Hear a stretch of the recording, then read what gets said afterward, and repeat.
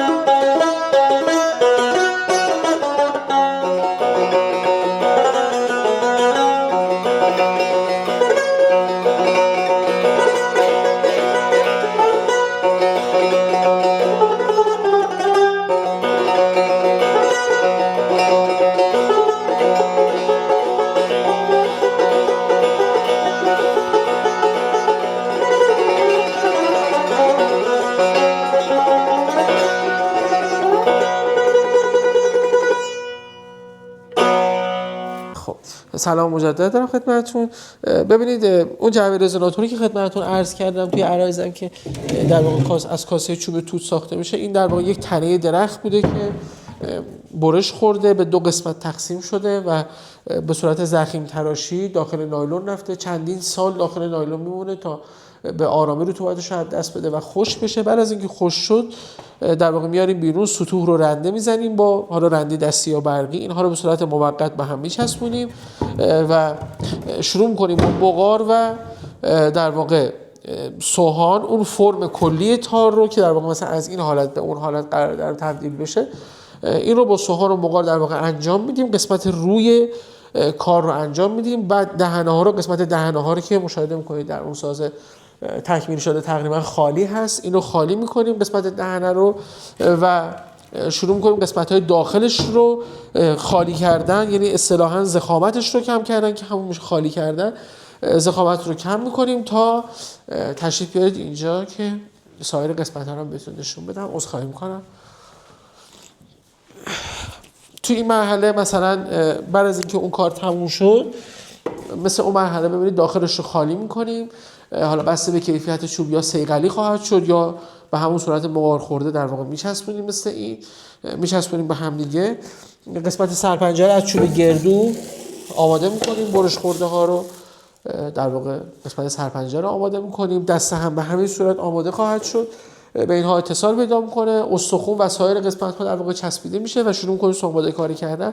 اینجا فراینده در واقع تکمیل کردن گوشی ها رو دارید میبینید که وظیفه نگهداری سیم رو داره انجام میشه و اون قسمت هم میتونید یک ساز رنگ خورده که هنوز آماده نشده رو مشاهده کنید. این فرآیند کلی و اجمالی ساخت ساز بودش.